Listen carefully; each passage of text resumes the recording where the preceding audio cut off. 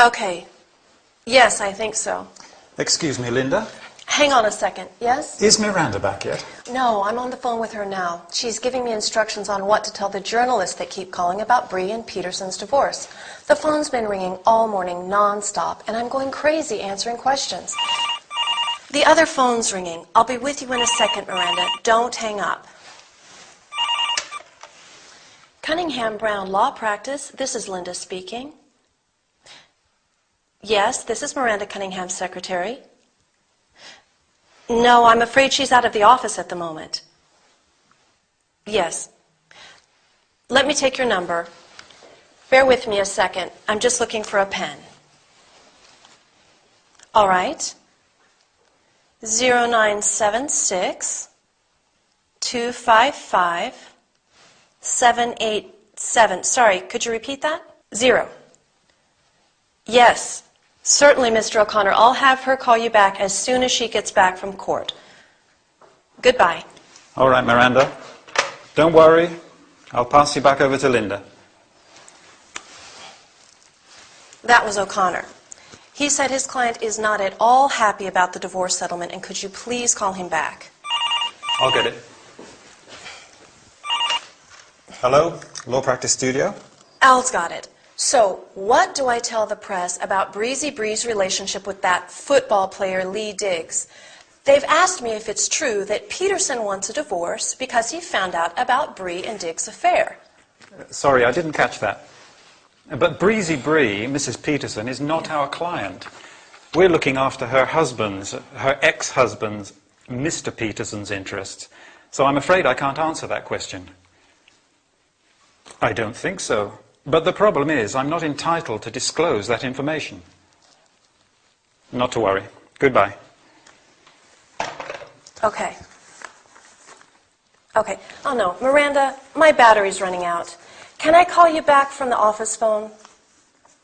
Great. I'll see you in a minute then. Bye. They're all after some juicy gossip. They've even asked me if Diggs has scored more goals this season thanks to Breezy Bree. What kind of a question is that? How should I know?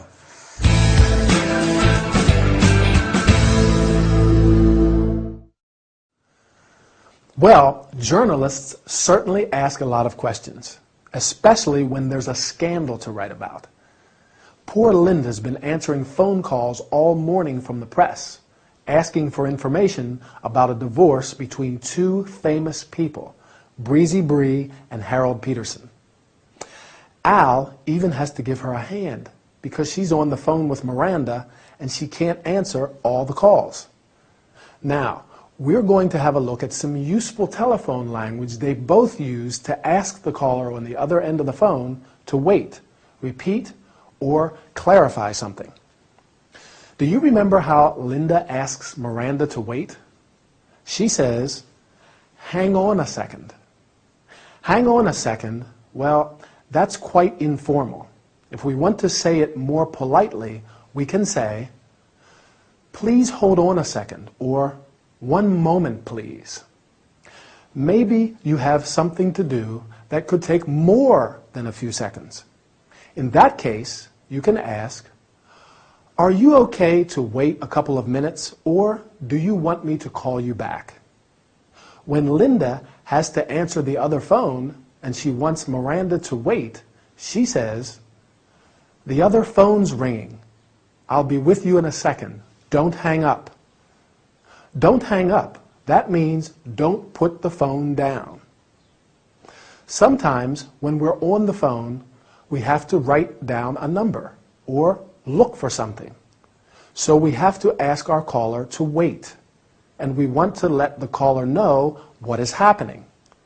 Like Linda says, "Bear with me a second. I'm looking for a pen."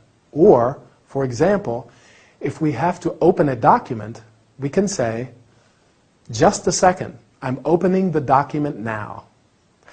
How about if we didn't understand something our caller said? We ask for repetition.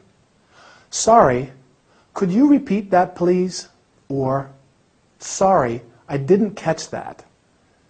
Would you mind repeating that? I didn't catch what you said." If there's a bad telephone signal or the caller speaks too quietly, we can just say, "Can you speak louder, please? I can't hear you." Well, that's all for now. See you again soon.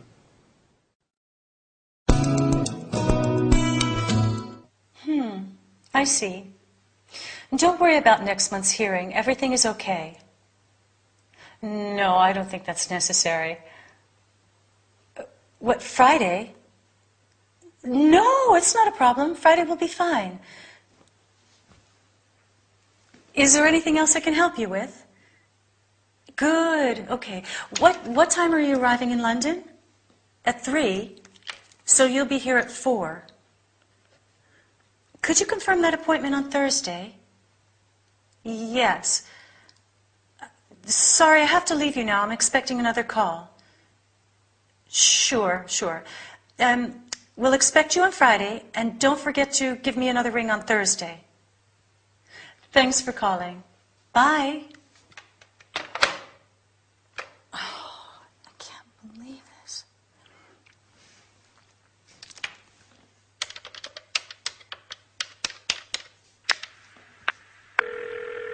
Because... Oh, I'm sorry. I didn't switch off my mobile. Hello? Linda? Oh, Linda, there you are. Yes, I am here. I'm so glad to talk to you. So am I. Are you busy? Am I disturbing you? No, not at all. I'm having a drink with a friend. What's the matter? Mrs. Adams called just a few minutes ago. The woman who owns the hotel in Cowes. Anyway, it's a miss, not a Mrs. What does she want? She said she'll be here on Friday. Okay, on Friday. You don't realize how big a problem we have. You must come here immediately. I'll see what I can do. Bye. Bye?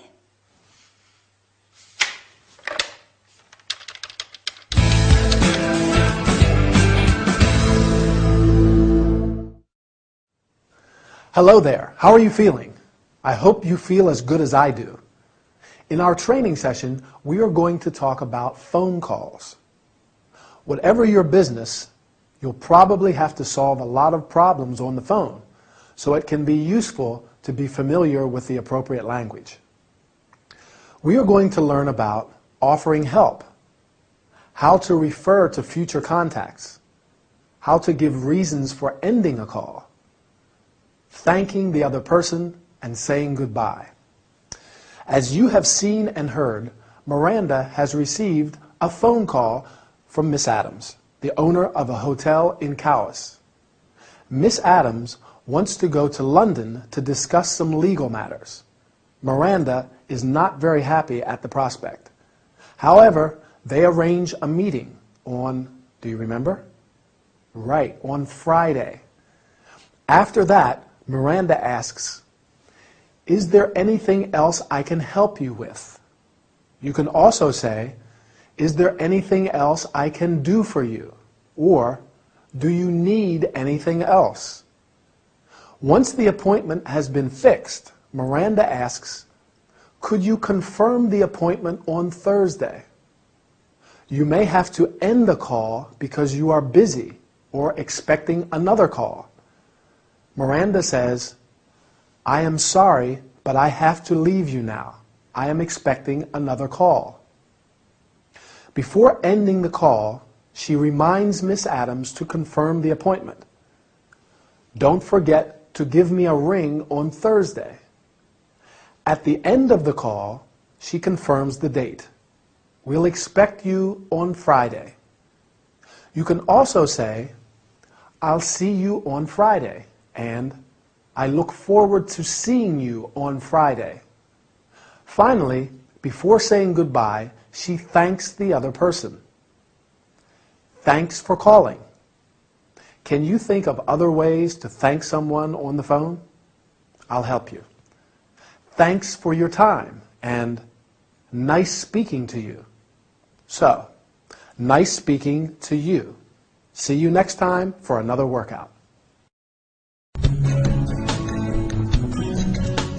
Hello, you're tuned in to City Live FM, and I'm Emma.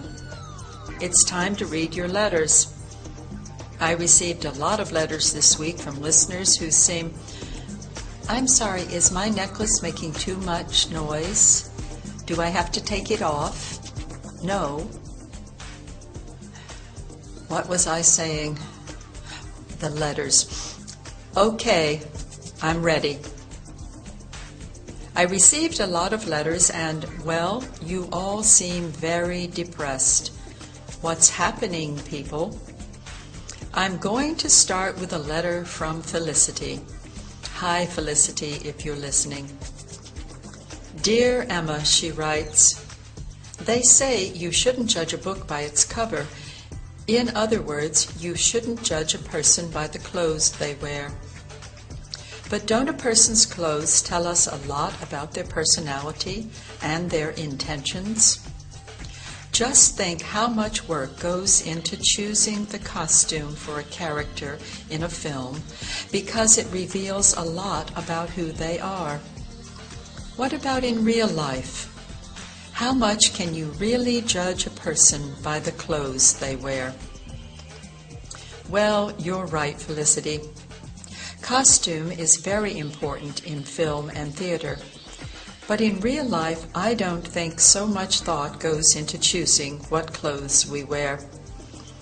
A person's style can generally give some detail about their personality, but I think it's a bit superficial to say that you can judge a person by the clothes they wear.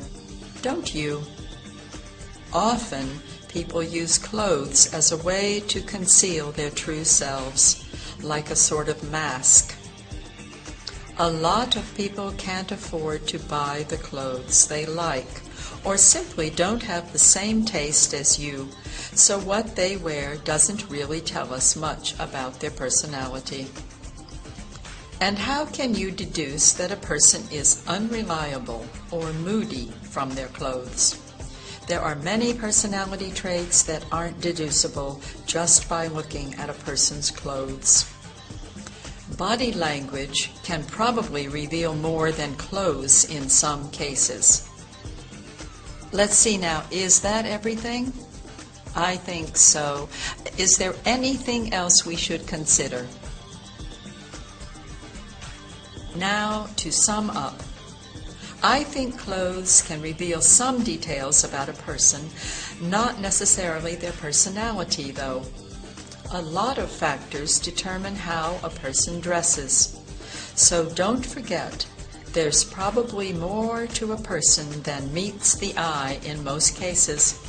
In short, Felicity, what you need to remember is that to really know what a person is like, you have to get to know them.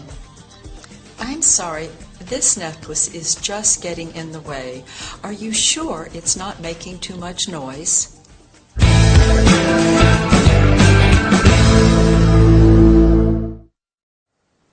Hi, and welcome back. Do you know that saying, you can't judge a book by its cover? In other words, you shouldn't judge people by their appearance. Do you agree? Felicity seems to think a person's clothes, therefore their appearance, do tell you what a person is like. But our agony Aunt Emma gives her a few things to think about, and then she sums up her thoughts on the matter. What we're going to look at are the different expressions Emma uses to ask if everything is being considered, and to sum up her ideas at the end. So, first Emma explains her thoughts and gives various reasons for why she thinks clothes don't reveal much about a person's personality. Then she asks, is that everything? And is there anything else we should consider? It's a question she's really asking herself.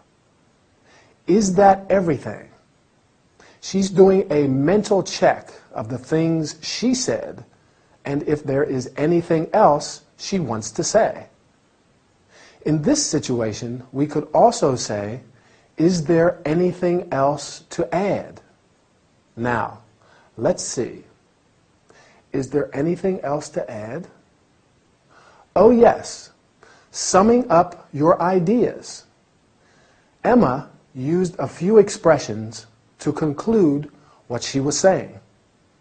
The first one was, now to sum up. And then she goes on to give a brief conclusion. To sum up means to give a brief summary of something. Another expression is in short, which means in few words. In short, what you need to remember is that, or so. Don't forget that. Good. Is that everything? No. There was something else I wanted to mention. Remember, Emma says there are some personality traits that you can't deduce by looking at a person's clothes. I agree. I mean, what does an unreliable person wear? Unreliable means you can't count on them. You can't rely on them. Or if a person is moody, what do you think they would wear?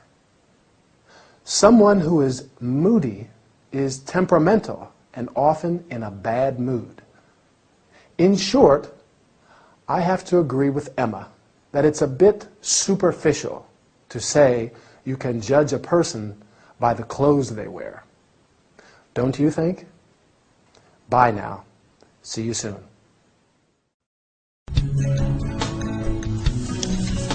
Where is that letter? Oh, here it is. Okay, I'm ready. Hello. I'm so glad you tuned in. Welcome to another program with me, Emma, on City Live FM. I'm glad you tuned in because I have a very interesting letter from one of our listeners. I'll read it out here. Is it just me, or are people extremely rude nowadays? Yesterday, a colleague spilled an entire cup of coffee on my new suit and did not even say, "I'm sorry." I don't expect people to stand on ceremony, but what happened to the times when people used expressions like, "Excuse me," "Please," "Thank you," "You're welcome"? Young people show no respect for elders and betters. Since I find all this very upsetting, I need your advice. Yours sincerely, Mark Graceful. Well, dear Mark, I hope you are listening. Thank you for your letter. You bring up a very important issue. I know how you feel. This very morning, I had my hair done, and my hairdresser was so offhand. Ladylike and gentlemanly behavior is not only correct, it is a way of showing respect. After all, the done thing greatly affects all our social relationships. The best thing to do, the only thing to do, is not to let this affect you, and set a good example. I hope that helps. I'd better go now. Bye, and thanks for joining me. How was it?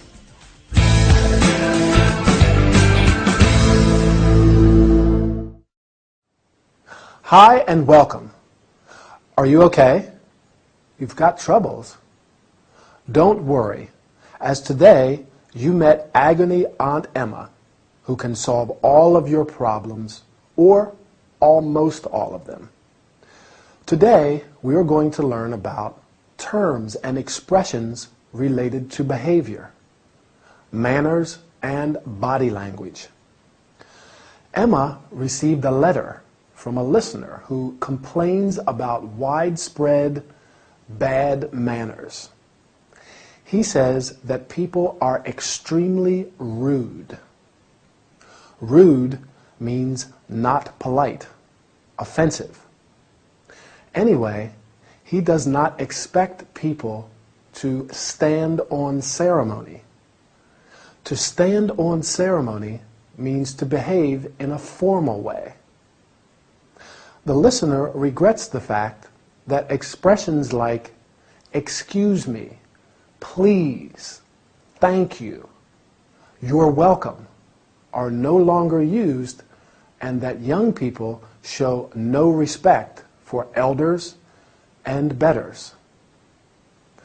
Elders are older people, especially those with social standing, and betters are people of a higher rank or social position than you. Emma is in total agreement with Mark. That very morning, her hairdresser was offhand. Offhand means not friendly and showing a lack of interest in other people. Emma says that a ladylike and gentlemanly behavior is correct and a way of showing respect. Ladylike and gentlemanly means in a way appropriate for a lady and for a gentleman. Did you notice Emma's body language? Body language plays an important part in communication. Emma uses many different facial expressions to stress what she's saying. For instance, at the beginning, she titters, or we could say she giggles or laughs. When she wants to show disapproval, she twitches her nose. She makes little movements with her nose. And when she's surprised, she raises her eyebrows. Eyebrows are the lines of hair which grow above each of your eyes. Anyway, I am afraid our time is over. Keep practicing your English language, and I'll meet you in our next training session. Goodbye.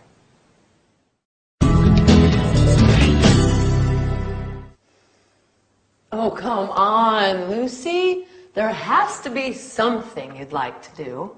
Nope. I'm bored and I'm not interested in doing anything. Why don't we hire a rowing boat and go for a row on the river?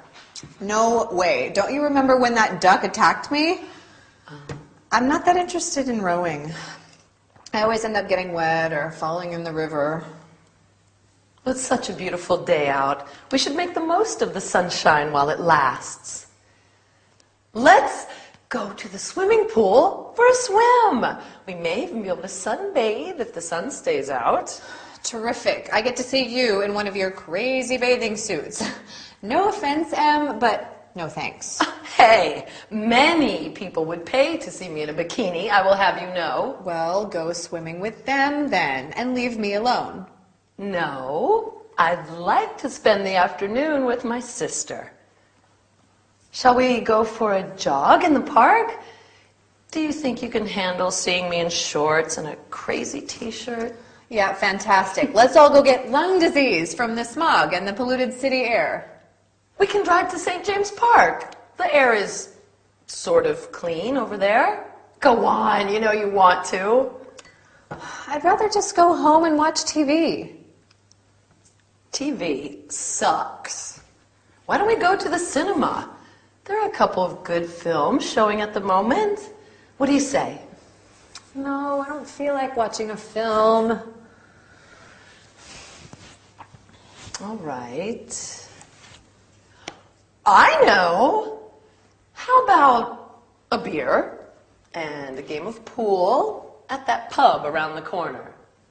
You know, the one where that nice blue-eyed boy works.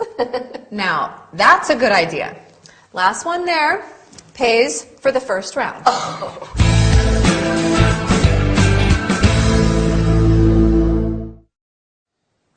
Hi there. What a lot of patience Emily has with Lucy. She's there making lots of suggestions, trying to cheer her up, and proposing an activity they can do together, and all she can do is find excuses and complain. Let's explore those expressions Emily uses to make suggestions. And we'll take a look at how Lucy refuses and then finally accepts her proposals too. First, she says, "Why don't we hire a rowing boat? Why don't we?" I could say, "Why don't we go for a coffee?" Or, "Why don't we go to the cinema?" That's another one of Emily's suggestions. But Lucy says, "No way," to the idea of the rowing boat. She's really against that idea. She isn't keen on being attacked by another duck, I think. And she doesn't feel like going to the cinema. To feel like doing something means you'd like to do it. I'd like to go for a walk in the park. I feel like going for a walk in the park. I don't feel like watching TV. Lucy doesn't feel like going to the cinema. She doesn't feel like doing anything, it seems. Emily makes a few more suggestions. Let's go to the swimming pool. Let's go. Let's is a good one. Let's watch a film. Let's have a drink. Terrific. That means you like the idea. Lucy uses it sarcastically, though. Terrific. She doesn't like that idea either. Shall we go for a jog? Shall we? This is a question, so you ask, shall we go into town? Shall we go to the park? It's a beautiful day. And the suggestion Lucy liked the most, how about a beer? How about a cup of coffee? If we want to suggest an activity, we say, how about going to the pub? How about playing a game of pool? Remember Lucy's reply? Now that's a good idea. Let's have a look at some replies. That's a good idea. Terrific. Fantastic. Or, I'm not very keen on rowing. I don't feel like watching a film. I'd rather stay at home. I'm not interested in doing anything. What a bore. Let's take a break now. See you next time. Bye. So I am in need of a vacation. Some time ago, I reserved a place on your tour, Wonderful Australia. Sure, great choice. You will enjoy some of Australia's most cherished sites. It seems interesting. This tour will take you to visit stunning deserts, so red you will wonder if the color is real. Mile upon mile of awe-inspiring deserted beach. Wow! Lush rainforest, the Great Barrier Reef, and some of the most cosmopolitan cities. I am seeking something out of the ordinary. Then you can go on a trip to the outback. What a marvelous idea! Australia is the land of the great outdoors. You can even wander off the beaten track. You'll see some unspoiled, unexplored areas of this amazing continent. You said a visit to Australia's major cities is also included? Yes, you can go sightseeing in Melbourne, Adelaide, and Sydney. I hope I can do some shopping, too. Sure. So, when would you like to travel? In May or in August? I would like to go in August. Okay, let me check. Yes, you can confirm your reservation right now if you wish. Sure, I can't wait to go. I'm sure you'll experience an unforgettable journey.